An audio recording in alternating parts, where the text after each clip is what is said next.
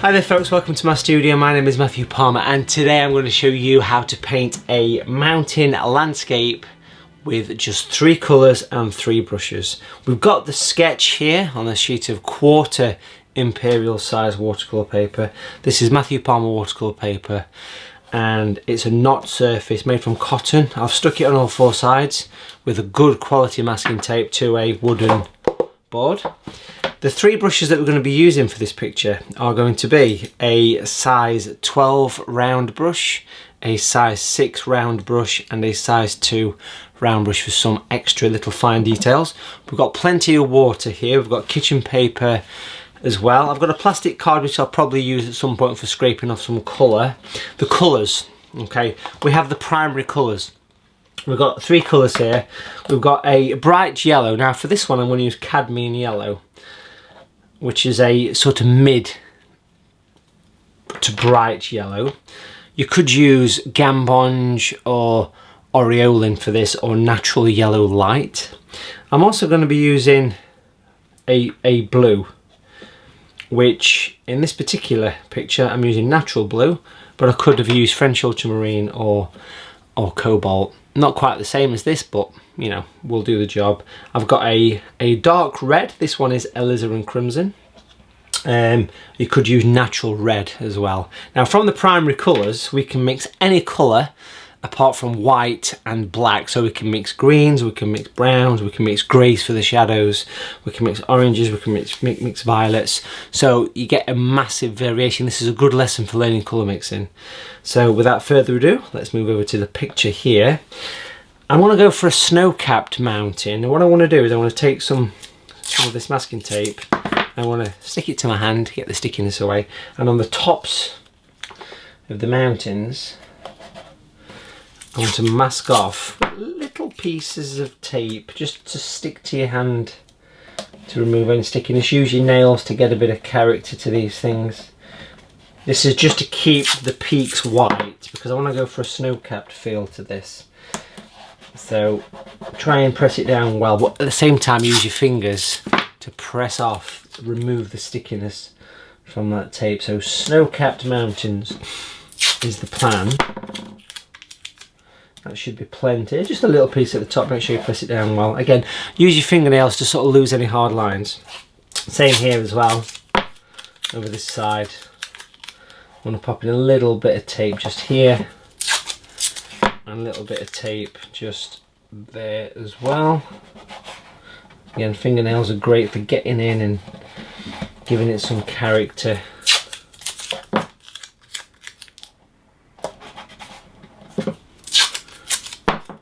Make sure this is a good quality tape that doesn't peel off when it gets wet. This is not framing tape, by the way. This is available on watercolour.tv, the website. This is a really nice quality craft tape. I've spent years hunting, it sounds silly, hunting for a good quality tape for this kind of work. So there we go. So we are ready to paint in a nice dramatic sky. Now I'm going to stand up to do the sky. I'm going to use the large brush for this, the 12, nice and clean. I don't want to saturate where the tape is, but I want to get a fairly wet piece of paper, so I'm wetting the paper through. But I'm not saturating. My table's on a slight tilt, but if yours is not, just pop something under the top just to help the paint flow. Makes sense to do that. Now as you do this, sort of lift your board, move it around, you'll see where the water is. Making sure that you're not soaking it too much where the tape is, but you can slightly come over the edge of the pencil on the rest of the image.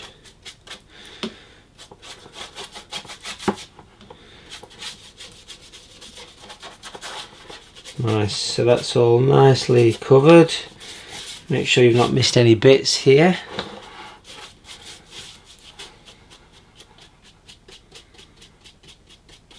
There we go. And then we'll start painting. So my first colour is going to be something quite warm, okay? So I want to pop a little bit of water in the palette, take some of the yellow and a bit of the red, mix those together till we get a bit of a peachy orange. Plenty of water for this. And I want to sweep it in like a kind of peachy colour. Bring it up from the masking tape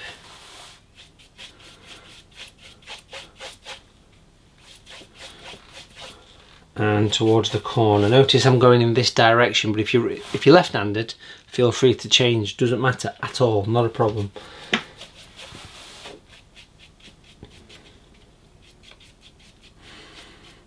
And again, slightly over the edge of these mountains. Lovely. We'll clean the brush again. Make sure you clean the brush in between colour washes.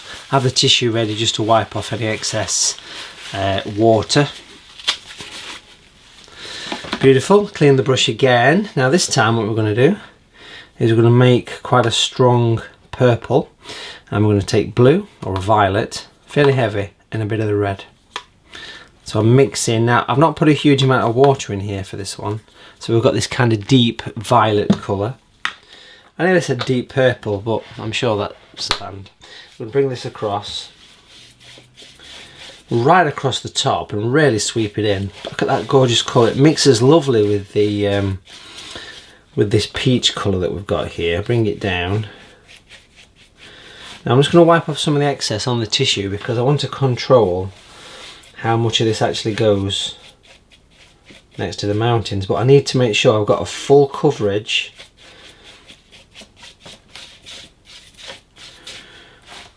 around here for the snow. Same for this one as well.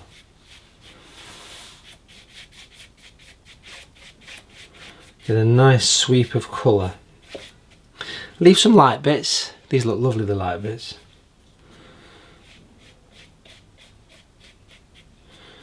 Nice. Liking this. Again, make sure it's nice and definite in this corner. That helps the composition. Lovely jubbly. And then we're going to, no more water on the brush here, but we want to make a stronger colour. This is the blue. Tiny touch of red this time, so less red, and a little bit of the yellow, and you'll start to see a grey appear. Now if it goes a bit of a brown colour like this has gone, just put more blue with it. There we go. So we've got the grey. Again, I've got the tissue to take this off. Now this colour, as you can see, is quite heavy, and I'm just going to pop in some dark clouds. So I'm going to sweep these up from the backs of these snow peaks and here as well. Again, focusing the energy. It's like a one direction flick. So you put your brush on and you sort of flick it up fairly freely. Again, the more coverage we have around these snowy peaks, the more effective it's going to be. Taking off the tissue, it gives me control, and I can use the tip of the brush to twist some clouds.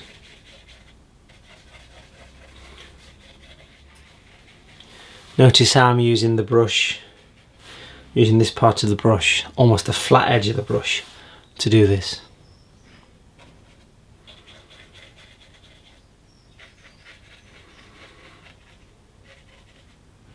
I love these sort of clouds, as I'm sure you've seen in previous videos of mine. Little individuals every so often. Little flowery ones, and over here as well. Just down at this area again, making sure you get plenty of this colour around these edges. It really makes quite a difference to it.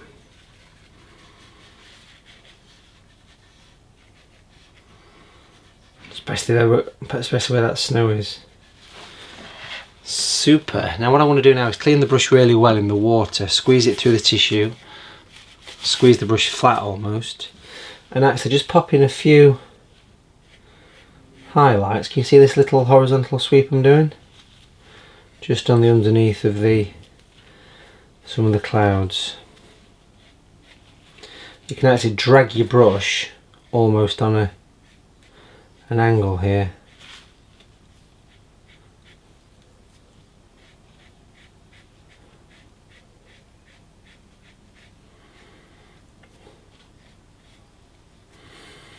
Not so much in the distant one, but a little bit helps.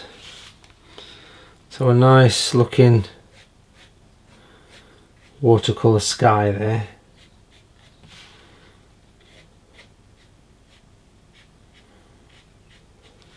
Beautiful. And then we'll leave that to dry. Actually, while that's drying off, we can paint in the first part of the water. Now for this, again, I'm using the size 12. Clean the brush. I don't need to worry about changing the water or anything like that. It's not a problem. But it makes sense to do this now while the colours are kind of in the palette. So remember the first colour that we used was the orangey mix from the red and the yellow. So I'm just making sure that colour is still there. We can always remix if we need to. Not a strong colour at all for this. It's not a bad tip to wipe off the excess on the side of your palette. And again, we'll pop the orange just around the centre there, the top half for the sky, so it's reflecting. Clean brush. And then I need to mix some more of the violet. I've just about used it up. There's a little bit there in the corner, but if it's not a problem to do this, the red and the blue together. For that nice deep purple. Now this goes right to the bottom. Notice the good horizontal brush strokes that I'm applying to this. Take it back so it fades off into the distance.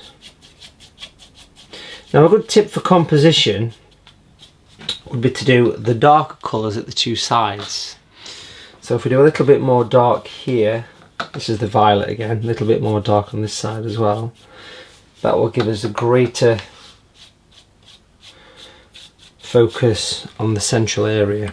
Now if you happen to have gone too far up, like here, I've just gone over the edge, just use a bit of water on your brush, maybe even a bit of tissue just to wipe off any excess colour. Now what I want to do next is I'm going to pick up the grey, which is still here. This is what we did the clouds with. Again, you can see the colour's quite heavy. That's the blue. It's about 70% blue, about 10% red, the tiniest bit of red, and then little spots of yellow until you get it. If it goes more green, add a bit of red. If it goes too brown, add blue. I'm going to wipe off the excess colour. So I've got a fairly dry brush and add in a few horizontals, focusing more towards the edges. Again, focusing the energy kind of one direction-ish, as we can probably see. But all the time I'm doing this, I'm keeping the central area nice and light. Almost there's a shaft of light coming from the sky straight down. That just makes for a nice composition. So now the whole picture needs a good thorough dry. So for this I could use a hairdryer or a drying tool, or just go for a brew. So that's all nice and dry. When it comes to removing the tape, just be very careful not to rip anything. You can use a hairdryer, and do expect little bits like this where it seeps down the tape, absolutely fine. But if you use a hairdryer on masking tape, it normally loosens the adhesive, sort of heat up the tape. Imagine this is the dryer, sort of heat it up against the surface there, but that should come off fairly clean. You tend to get these little lines coming down here where a bit of water has crept down. We're going to be putting work into this, so not a problem at all.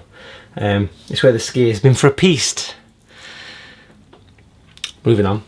What we'll do now is we'll work on the background mountains, okay? We've got the same brush, the same grey that we'll be using, which is the blue, the little bit of red, and the yellow. There we go. Now if I make it a touch more towards the blue, you can probably see that is quite a bluey colour. That'll give me more depth. And I'm going to work these in. So basically from this tip here of this smaller mountain, I'm going to come down. Try and get a bit of a stutter when you do mountains.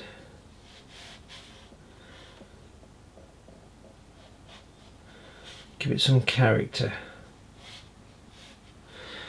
Bring it down.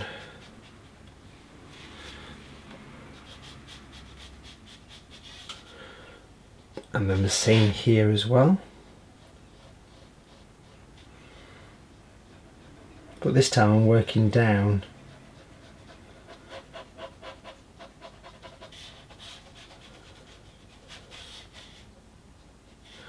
Almost as though this one runs in front of it. clean the brush really well. Get the tissue, give it 1, 2, 3, 4 wipes, maybe even 5 or 6 wipes, and then drag that colour away. Actually, lift the brush off, drag it away. So you're maintaining the impression of the shadows and the peaks and things. Clean it a second time if you need to, squeeze it dry, wipe it dry, and then just refine any areas that you need to. Keep doing it until it almost completely fades away. So see, we've got this nice distant misty thing with these sort of peaked, snowy peaked mountains here. Now if we add a bit more yellow to the colour, you can see it goes a warmer grey. Wipe off the excess, even give it a bit of a tap on the tissue. And I'm going to use this at the bottom here. Now as far as this little barn's concerned, you can just sort of very loosely paint around it. So this is very loosely working up from the base here.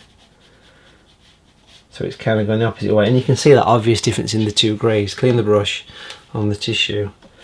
Take it up, smooth it up.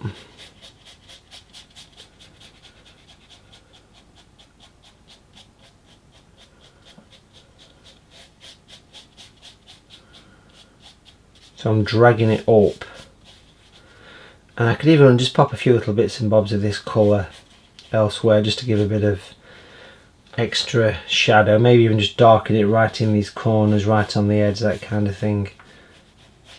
There we go. So you can see you've got that nice colour difference. This slightly warmer grey, it's almost got a green tinge to it, stands forward compared to the one at the back that really flies away. So blue, colder colours recede, fall back. Warmer colours, more yellows, stand forward. So that's a good tip for going forward. Now if we jump over to this larger mountain here, we'll do a very similar thing but much stronger colours, much more definite colours, bringing in some greens and maybe even some browns as well. So I'll move that out of the way for the second. Then we're going to bring the palette in and we're going to mix up a few colours for this one. Again, still using the large brush. First of all, I want the grey, but I want it to be much heavier. So it's the blue, tiny bit of the red. The red stops it going green basically when you put the yellow in, and then the yellow. So a nice definite colour, mix of the three. There's the grey. Clean brush. I want to make a green from the yellow and the blue. It doesn't have to be a bright green by any means. Something around that sort of level. And then a bit of a browny colour, so we'll use the yellow, the red to make an orange, and then the blue to make it more of a brown. So I'm adding a bit more red. There we go. There's a lot of yellow gone into there, so I'm going to put a bit more red into that. Bit of blue. There we go. So we've got a green, a rusty brown and a grey. Clean the brush. Now the water's getting a bit yucky, so I'm going to change over. I've got a couple of water pots here, and I'm going to move this back into view. And we're painting the larger mountain now. Again, I'm starting off with the grey for this one. That's giving this time to dry. It's good if that's dry, okay? Working down from the tip here. Again, give it some character. Go straight overlapping that area. Bring a little bit of grey down here. Bring this over a little bit. Bring some up here as well. Again, try and make use of that nice point of this brush. You can see it's got a beautiful point on this one. Bring the grey down, and then almost straight away we're going to clean the brush from the grey, and we're going to go into the browny colour here. I'll bring some of that into play now. Mix it on the paper. Don't be afraid of the dark colours here, will you? Again, try and get yourself a nice bit of texture. Melting the grey almost into the brown. That's the plan.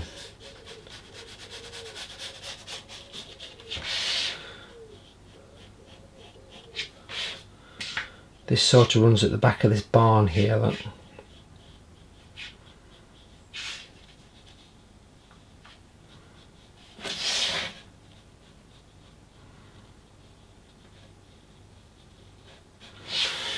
Nice, okay, so we can see we've got the warmth. Clean the brush out again. I'm just going to wipe off excess water, and then we're going to finish this little wash with the green.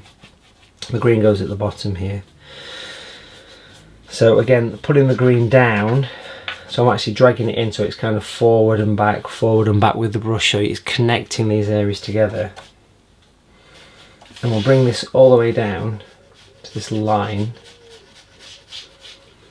here.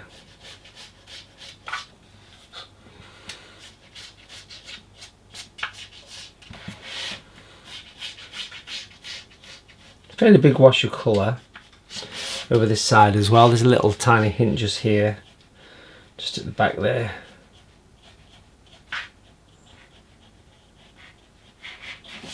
Make sure it's all smooth and blending together, so you can go back up to the grey, you can drag the grey down. Make sure the grey, see how I'm sort of dragging the grey into the green, encouraging the colours to mix on the paper here. Then I clean the brush really well. 2, 3, 4 wipes over the tissue, and then using water to drag, to blend away the harsh edge at the top here. So this brush is almost dry, okay? And really making sure it's not saturated, which is what I was just doing there. Keep cleaning it, keep encouraging the colours to mix on the paper. So it's just leaving that nice bit of white on the peak there. Now I want to come back to the grey at this stage, but I want to work with the drier brush, which is taking some of the grey off, and just add a little bit of shape, a little bit of up and a bit of down stroke.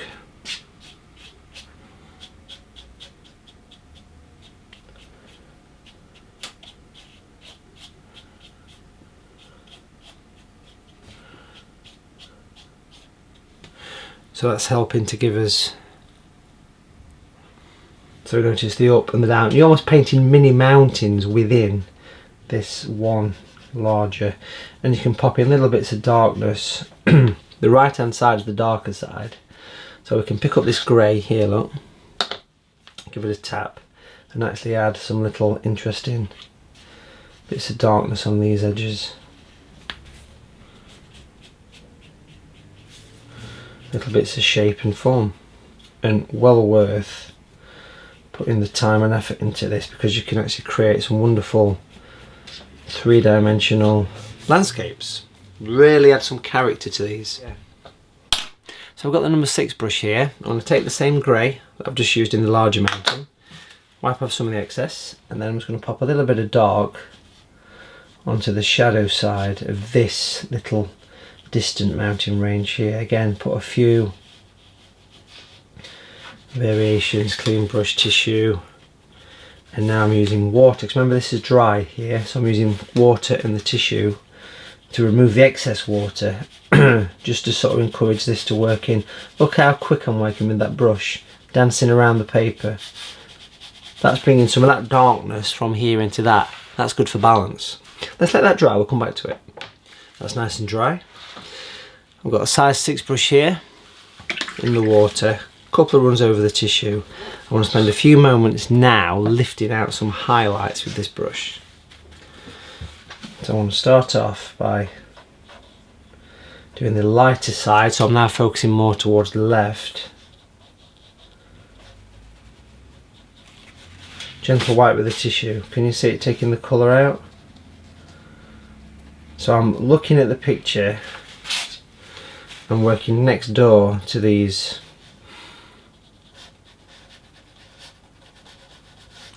shadows to create some shape and some form. We can do it down the opposite side as well, but but it works nice in these areas. You know, we've got a slight change in direction like there.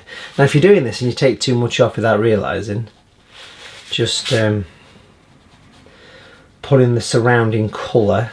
Like, let's say that's too much there, I just sort of pull in the surrounding colour and leave it, no tissue. And that way it just kind of helps to control where the actual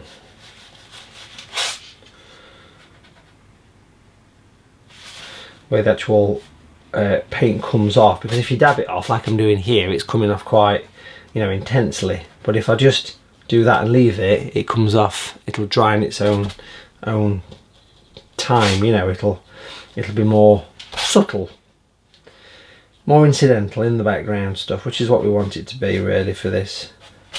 So these highlights are giving much more character and form to these hills, these mountains.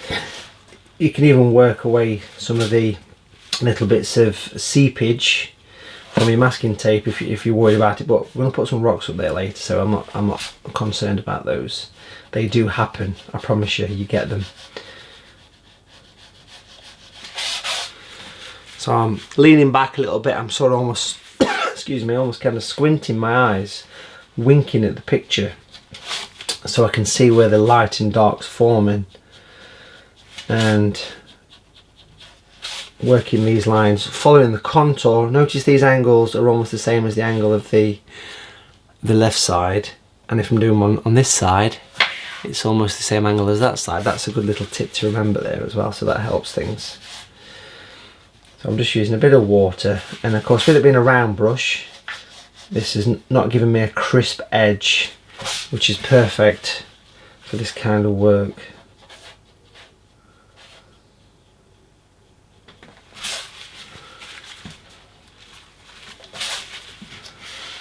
Over here as well.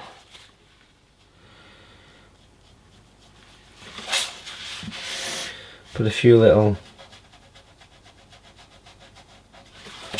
light and darks hanging around.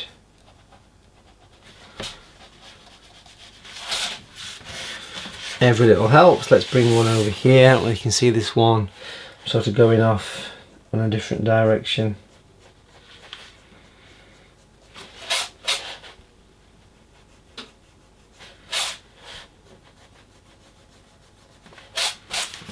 So it creates a little crossover.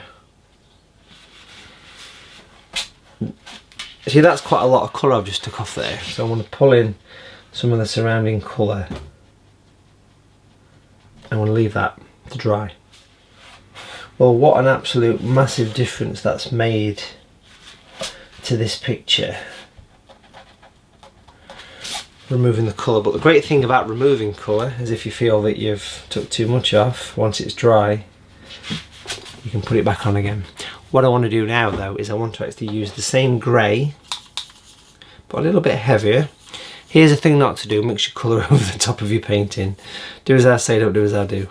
Now that's too yellow, so it's gone green, so more red, which turns it brown, and then blue will get you the grey.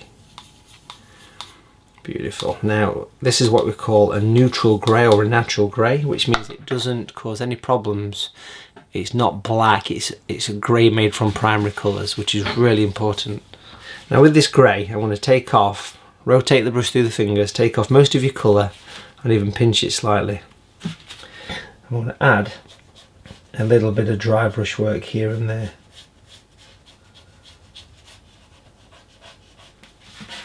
Rotate your board. So I'm adding extra darkness. I'm kind of stroking the edge of the paper here, strengthening up some of these areas. Work the line into the picture that the masking tape is left.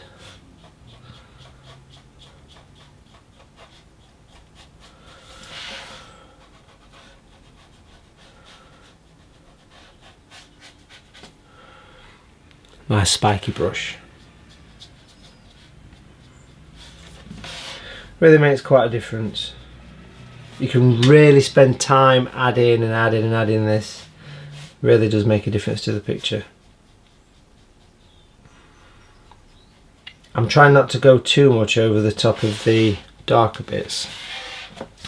I'm sort of working around them, and what this is doing is this is adding a bit of clarity, a bit of contrast to the image, to the painting, so it's really giving me a sense of sharpness, I could say, really.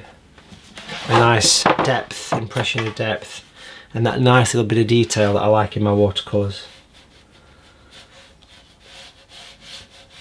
I'll do a little bit of this down, lower down, but not quite so much lower down. Pick up the colour again, tap off the excess, give it a slight press flat. If your brush goes back, it soon springs back into shape. It depends if it's a natural hairbrush or a synthetic brush, really. Natural hairbrushes all stay splayed better, but it doesn't matter, you can work with or without, and this is the size 6 brush, of course, that I'm using here as well. Now I want to do a little tiny bit of this over here, but very little. Very, very dry, skimming the surface of the paper here. Practice this one because it's quite easy to put too much colour on. Okay, so less is more when it comes to this kind of thing. Do a little bit over here as well. It just adds a bit of detail to these mountains, really. That's what I'm trying to capture. Right on the edges there. Again, I'm leaning back now, looking at the mountain, thinking, well, you know, I could probably do a little bit of this down here. But this dry brush is really quite important.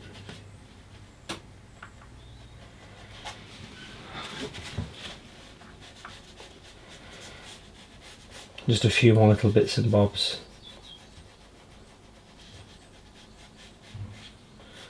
Of this, and then we can move on. And let's put a few little bits on the peak here. Little tiny little flakes is all we're interested in.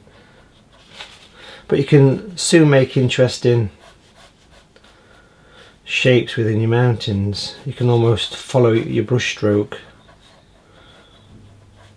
and you can work in these lines. If you've got a line that you're not happy with, like here for example, just work them in. You can use your finger to smudge it out a bit as well. Really doesn't matter.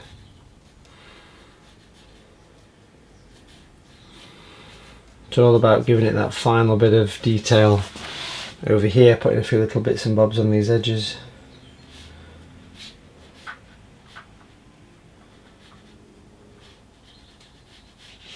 There we go. That's pretty much all I want for the mountains. I'm going to put some trees and things in there later on. We'll come back to that. And we'll allow that to dry off now. So we're nice and dry. I've got my size 12 brush. I'm going to paint in this bit of landscape here. So let's have a look at some colours first. Let's mix the yellow and the blue. Fairly strong this time. So we've got the nice green colour coming through here. We've got the grey here that I use for the mountain as well. So if you need more grey, get yourself a good thick grey.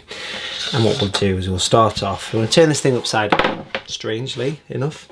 And we are going to paint in the grassy banking here. Now I'm working upside down because I'll find it a little bit easier to put in the straight edge on the banking.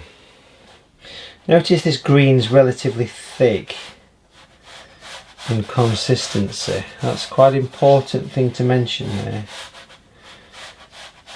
Now I'm going to turn it this way. I'm going to fill it in. What I want to do here is I just want to grab a little bit of the brown, make it maybe a bit more red even. This is the brown from the mountain, and I'm thinking as I'm doing this, I'm going to have to creep a little bit of that in actually. But not a huge amount, just on that side there to lift it a bit. Back to the green.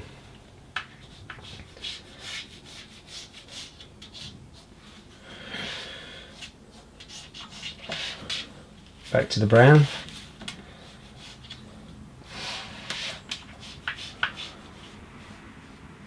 Being a bit careful to paint around the little barn at this point as well.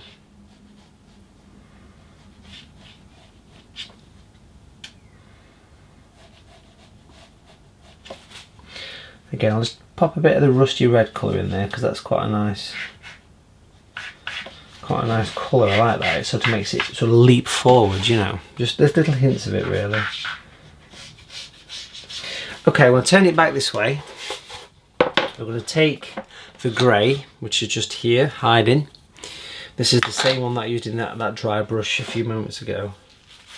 Making sure my hands are clean before I do this because I need to work on the edge. I'm going to put the grey right on the water's edge.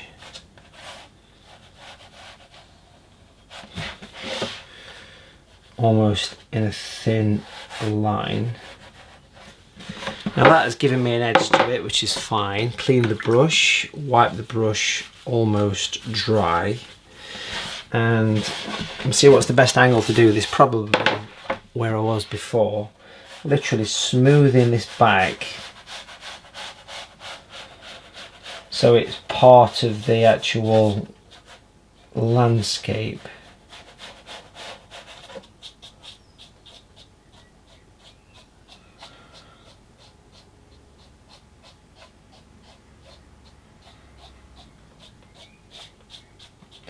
Now at the same time as doing this, I'm going over all of this grassy area so it's all fresh, because what I need to do now is take a plastic card, make sure the edge is smooth on it.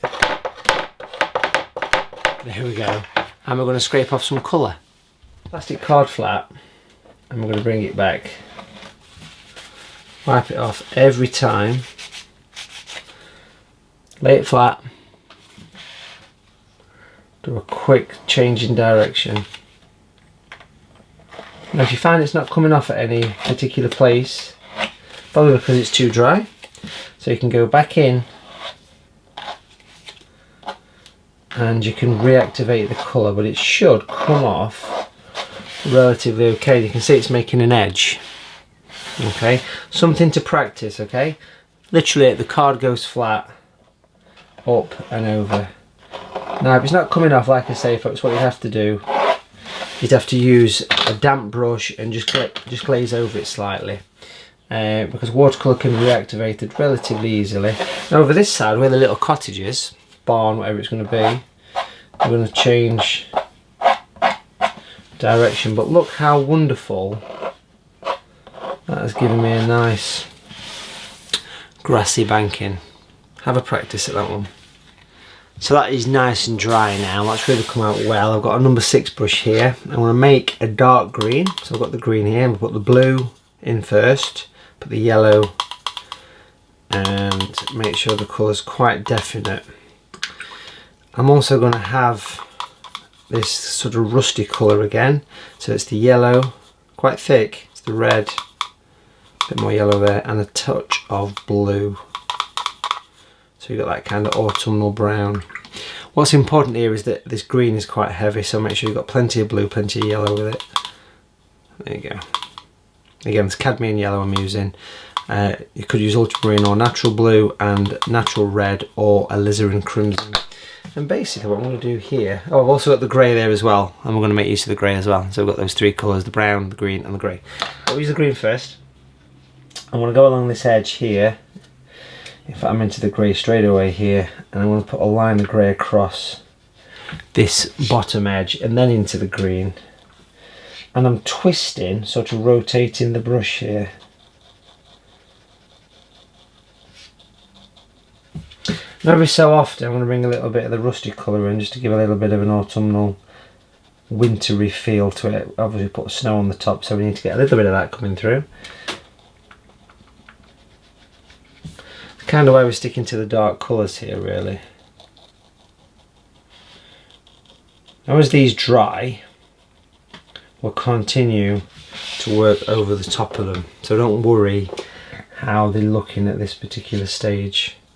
We're going for an atmospheric mountain scene here, so we don't want too much brightness in this one.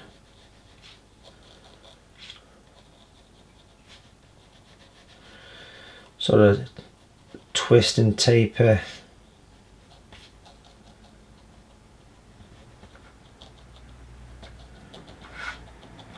Revisiting A bit of the brown coming in there. Not much of that one, to be fair. It's mainly the grey and the green that you want to focus on here. Back to the green there. We'll lose that and then we'll change direction here. We'll do a similar thing next to this barn here. So I'll put the grey at the back first, get the green.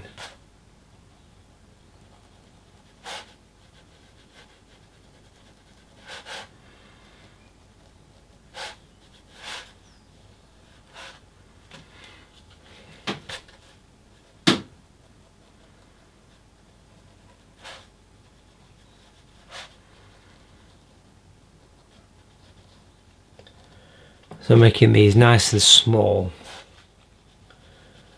in the centre there, but still, I mean, I'm working on the side here. But I'm just basically painting a line, which is either the dark green or the grey, and then I'm spotting on the top to represent the different shapes of the trees. If that makes sense. You can see it's almost like a hedgerow, I suppose, or like a line of trees or something at the back. A little bit over this side as well, of course. There we go. And then revisiting, so I'm now coming back to where I started, making sure it's quite strong around here.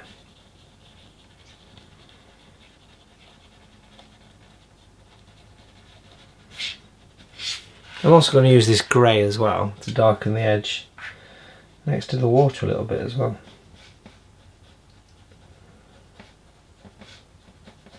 At the same time as doing this, I'm going to bring some lines of this.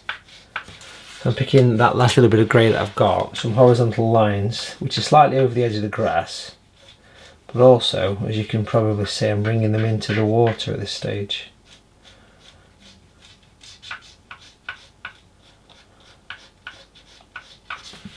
So you get that little bit of an edge, a little bit of movement to it, which is quite important. But you can darken the edge and you can almost work at the top of where you scraped out. For example, here I'm working above that area rather than below, and then doing horizontal lines in the water. I always feel this helps to add. Now literally I'm using just the number 6 brush. That's my kind of go-to brush. That's the one I use more than any, a size 6 brush. It's got a bit of the dark green there. Just put a bit of green into this. Little horizontal dry brush lines.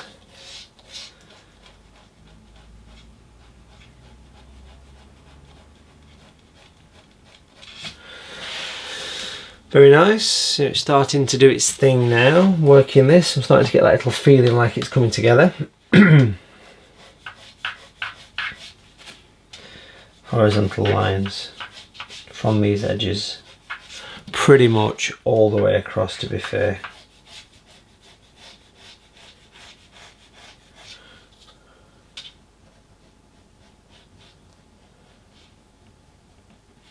So when I'm working with quick little flicks of the brush, working it around objects, kind of outlining areas. There we go.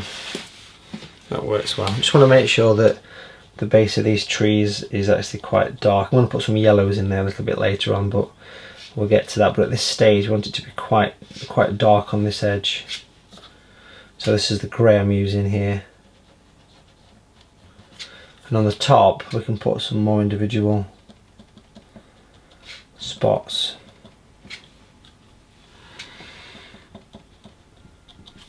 A little bit of detail here. Nothing major at this stage because of where it is in the picture. It doesn't want much, you know? It really doesn't. It's not a bad idea to use this dark green. I'm just going to make it a little bit more blue. Touch more blue on the tissue. Just put little bits of stuff.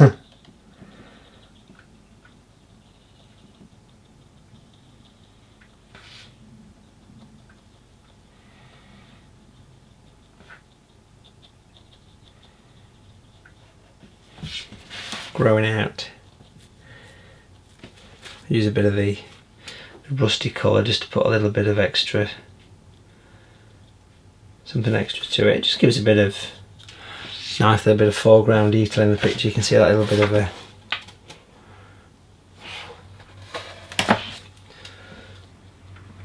little bit of something lying around in between the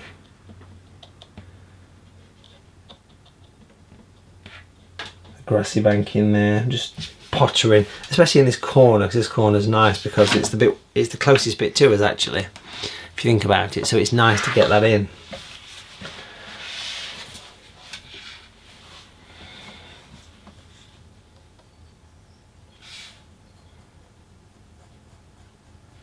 There we go.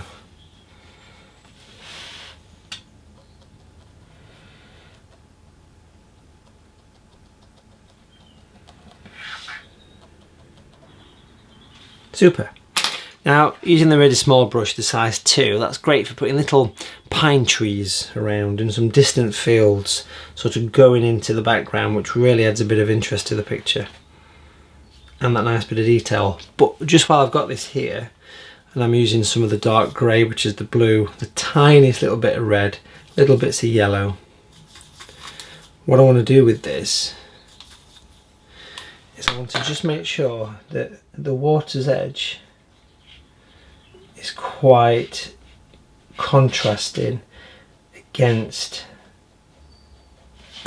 the water, and also that we've got these nice dark horizontal ripples lying around right from the edge, as I did before, but just doing a few extra with the slightly smaller brush.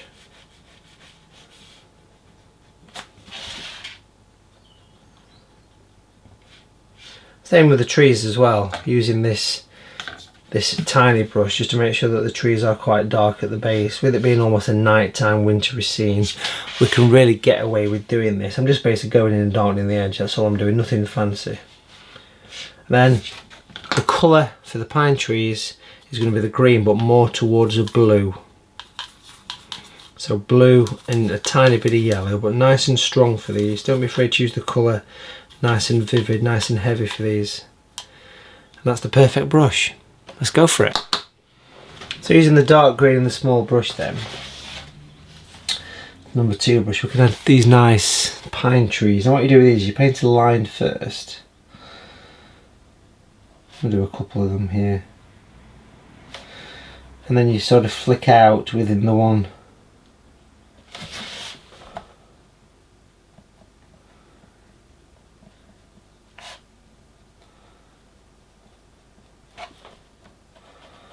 Direction.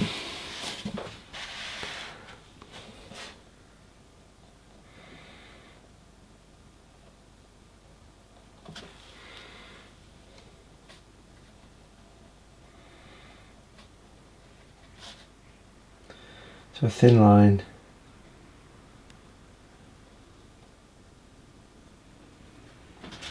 These make quite a difference to the picture. These really give it a nice base to focus on. So again, nice and dark with your colour. Now I'm also going to pop one of these at the back of this building here to help the thing stand forward. So nice tall. We can almost do a bit of negative painting.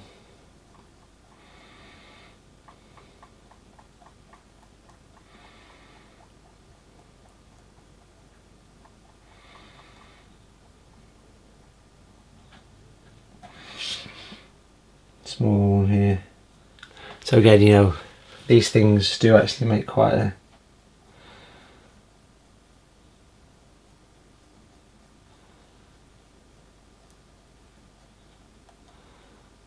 difference to the picture.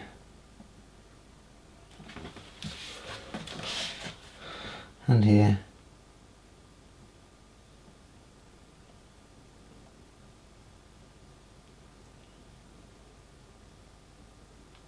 One side. Sometimes it helps to rotate the board.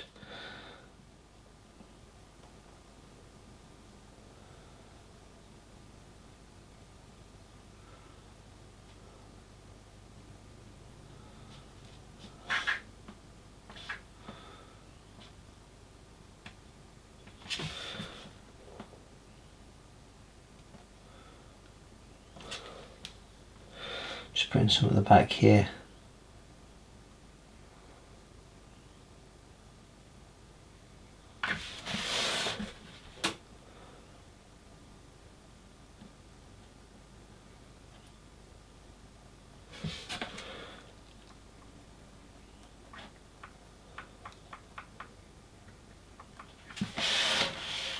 I mean, that's nice to see that, because that really adds a bit of interest. And like I say, we'll do some on the opposite side as well. Don't be afraid to do these things quite tall, because they are. Good strong bit of colour.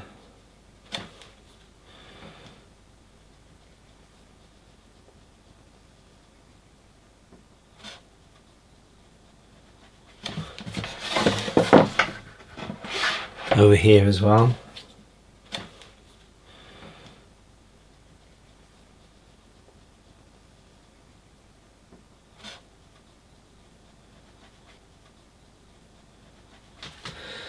So just painted some small ones at the back there as well, sort of sat on the hillside, you know, and wherever you think, you know, make use of this tiny brush and add some little tiny trees as well as the nice definite ones. But it really works nice how it frames that building there, and adding this nice level of contrast, and for the first time a little bit of detail as well. Now I want to use this same colour with the same brush just to add a couple of little rows of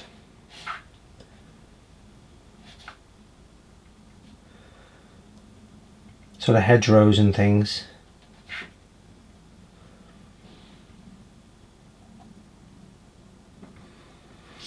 And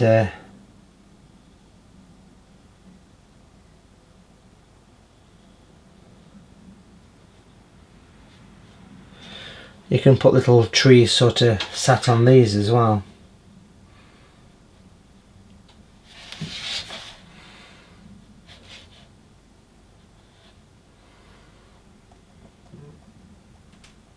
There we go.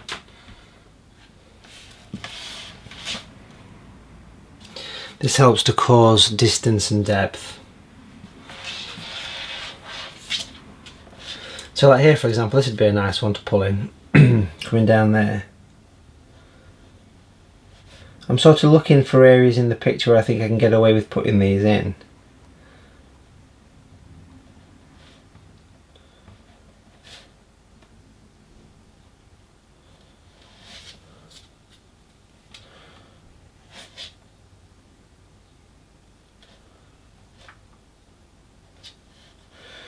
So anywhere where I can see a natural line, putting a few little vertical lines here and there also helps. So it's given me scale and detail to the picture. And I've just sort of eased it off at the back of these trees here. Now if I dilute the grey colour that I've been using, so it's got a bit of green in it now, so it's a bit paler. Just going to tap off the excess on this scratchy piece of tissue here, still got the nice pointy brush. Just feel like I want to add a couple of little faint ones to the back here.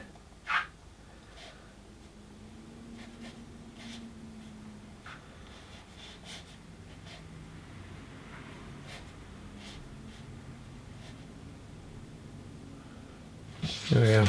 So you're creating a little bit of depth in the distance as well, almost to say there's a few pale sort of trees and things out of focus, well not out of focus but just paler, more in the mist. Doesn't want a huge amount of that, but I think it adds to the picture if you do this. Helps to give more depth to the picture. And if we swing back over to the darker, larger mountain, we can, wherever we feel the need to, we can add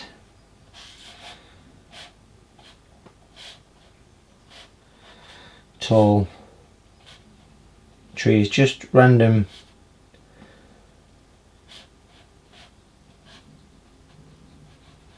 vertical lines. Again, this helps to give distance and depth and so on.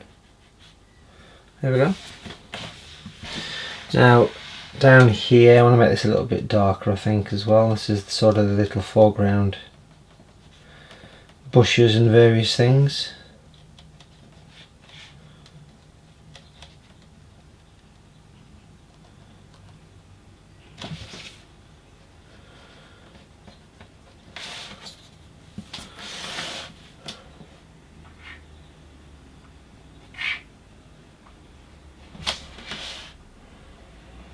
Just making sure that we've got plenty of strength of colour right on this, you know, right on this sort of foreground edge. It's quite important really that to make sure that's in place. We're nice and detailed against, we're nice and dark around this little building here, which we're going to paint in very, very soon indeed. There we are. It's kind of tempting to get a very dark colour, so the blue, a tiny bit of red, and the little bits of yellow. A bit more blue in that. There we go. Notice that I'm sort of rotating the brush through my fingers to get that point out of the brush, drawing it over the edge. And then just here where we've got this little bit of a sort of bush thing happening, hedgerow, we're going to paint in a nice little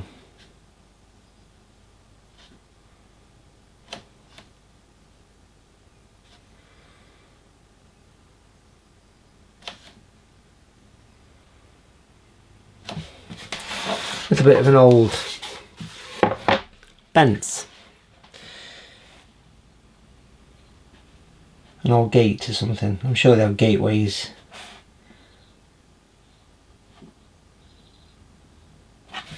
In these mountainous areas, but you know, just a little thing like that, just in the corner here, just adds a bit of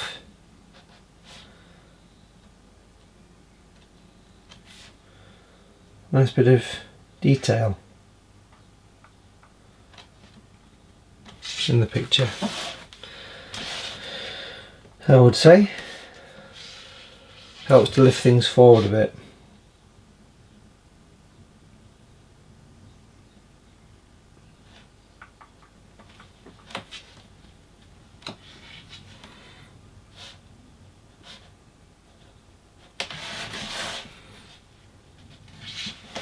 Now while I've got this dark colour handy, I'm going to put some birds in the sky.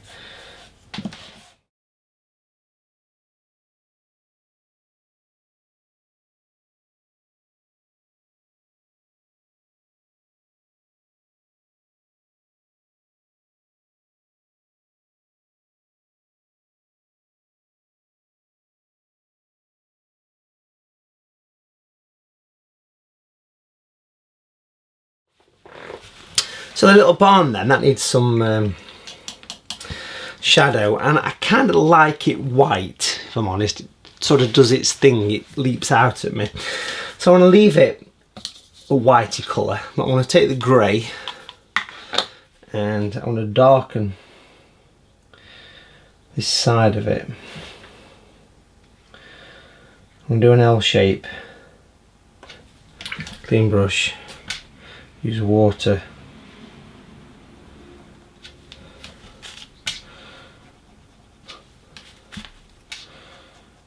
And blend it out. And then here I'm going to go into those eaves, water, tissue. So it's not dry, don't dry your brush.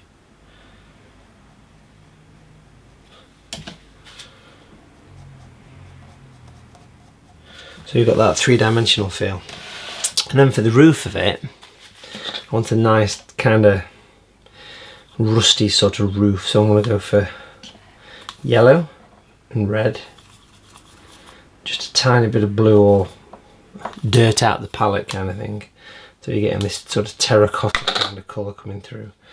And I want to do this in a way where it's sort of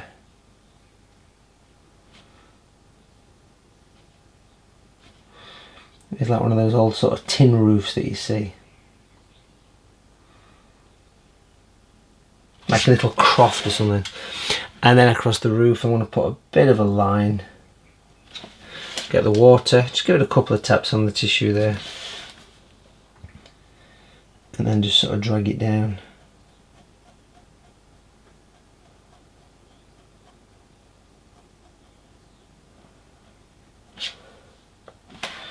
And then just a slight little piece down there just to represent that. And the reason I like that, because it's it's a contrast. It's a nice, neat contrast having that. Now I've got the green here that I used for the hedgerows and things. And I want to take this and put some little bits of detail and little bushes and things around the front of it.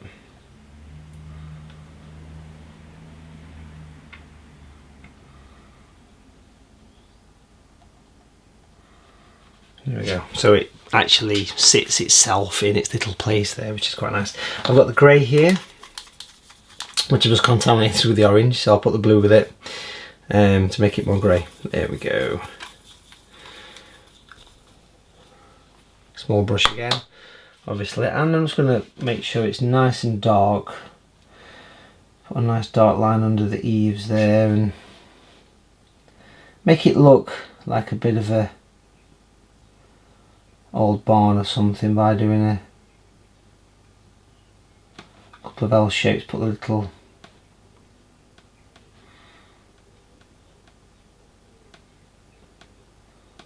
sort of croft or something. That's all we're doing here.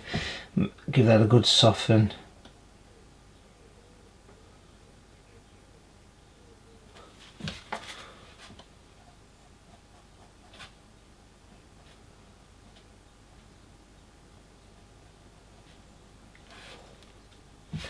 And it's even worth just putting a few little bits of that grey in the roof, just a few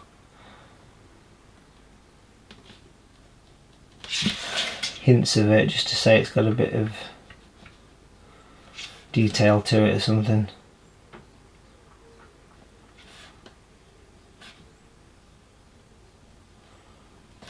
And I want to use the orange colour again, just to do the tiniest little bit of a lintels and sills and things. Put a little window here as well. Just a bit of focal point really, you know, to make it look as though it's actually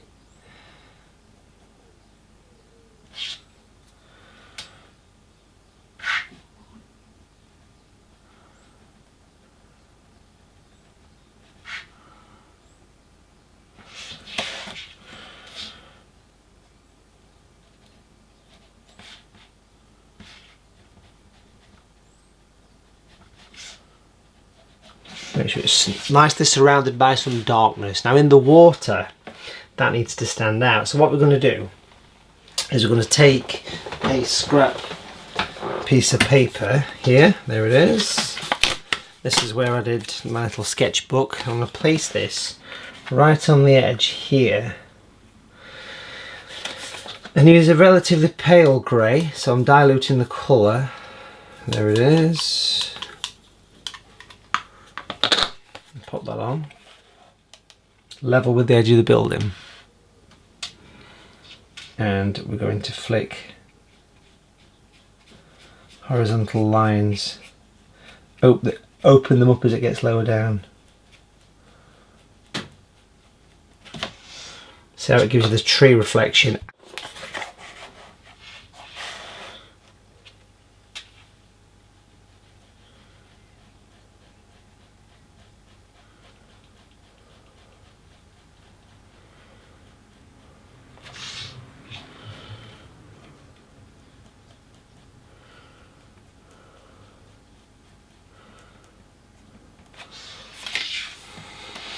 And then for the little bits of detail, like the reflection of the doorway, just painting a series of horizontal lines with a slightly darker grey.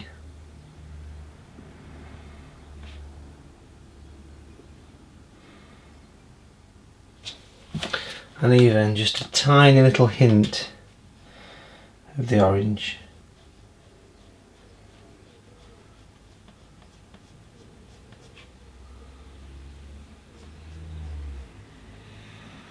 But all the time, the entire reflection has to be made up from horizontal lines. It's quite important to get these little bits right really, you know, they need to be set in the nice kind of horizontal otherwise they don't work too well. See, I always think it's quite important with water just to put lots and lots of horizontal lines everywhere, because that helps to calm it all down anyway. Like, probably using a slightly bigger brush, using the 6, and you just want a slight hint of this. You don't want it to be too overpowering. So I'm using a relatively pale grey, the same one that I've just been using with a number 6 brush, and I'm adding quite a lot of horizontal lines everywhere now.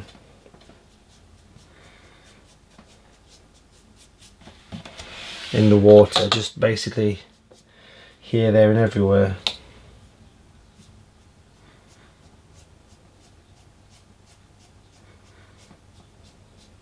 As long as you keep your lines fairly straight, horizontal, these can go right down to the foreground.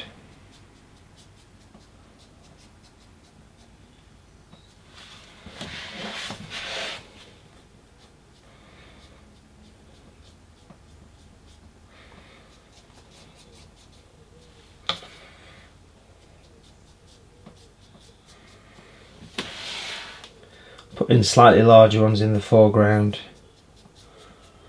to help to give depth to the water. Now I've got my dark green here. I'm going to put a bit more blue to make it even darker. Very dry brush, slightly pinched brush as well.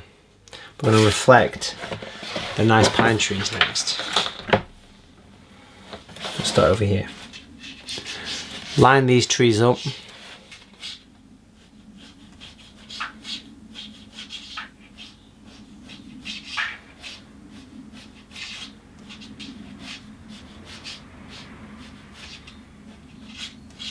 This makes such a difference. You can do a few of these scattered around all over the place really. Doesn't want a huge amount of these, but certainly add in a fair few of them. But you can see what difference it makes. It makes the water have depth all of a sudden. Now we'll come over to this side with the same, and we'll do the ones here as well. Nice spiky brush.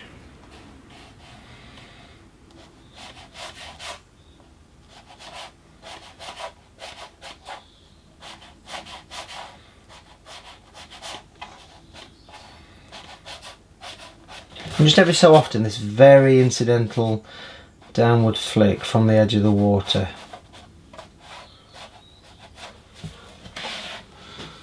But especially where those nice dark trees are, because it just creates an interesting depth to the picture. Even revisit those first ones that you just put on to make sure that you're getting that nice drop.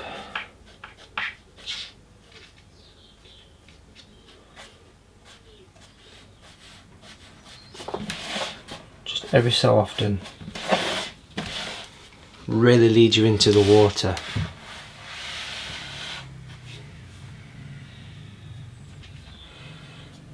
If I use the grey, I'm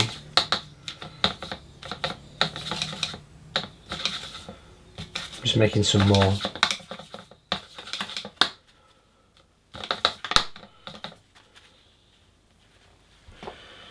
Just to reflect the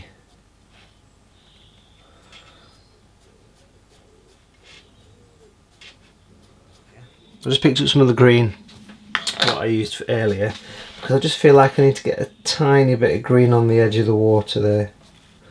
Just a few horizontal lines of it. Nothing major here.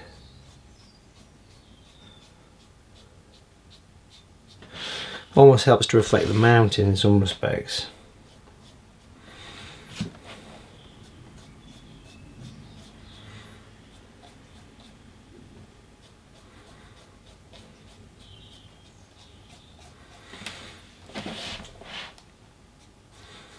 Right on the edge.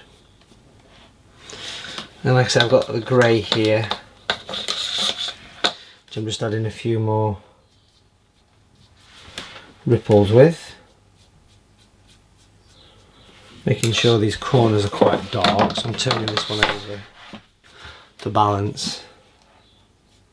Just a series of horizontal lines. There we go, that works. Now, hanging around somewhere, I have some nice craft knives, and when the water's dry, we'll have a little bit of a scratch at the picture to put a little bit of light into it. So I've got my number 6 brush, bit of water, I've got some tissue here, and I wanted to lighten a little bit, get some downward highlights in this building here, downward flections of the light bits, that's what I meant to say, which makes a difference. And in these pine trees, I feel we could put a few just very tiny highlights on some of the larger ones. Now you'll find that these might take a little bit of work to get them out, but you can fairly easily pop them in just around the bases of the trees, basically. There we go, it just helps, say, that one to stand forward a little bit, you know, that kind of thing.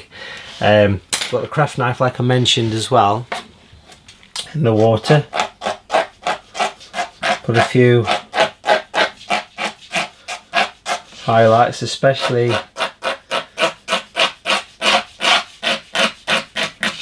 over the water's edge. A nice way of adding texture to mountains is just a fine to medium grain sandpaper. So to bend it over your finger a few times, you can just sort of sand away a little bit of texture, and as daft as it seems, it does actually make quite a difference, especially to the snow-capped mountains. As you can probably imagine, it adds some brightness to the edges. Maybe some of the edges are a little bit on the dark side, then you can just sort of tone them down a bit. If you've still got problems with these little bits of seepage here, of course, it's amazing if you fold the sandpaper in half a few times. See how I've created this extra snow-covered peak by using this beveled edge. Also in the water as well, it's quite effective just to glaze across. Have a little practice with it, and it's a great way of finishing off, but certainly it's a nice way of lightening mountains, adding texture, especially for the snow-capped ones. And of course, a nice finishing touch is to sign the picture.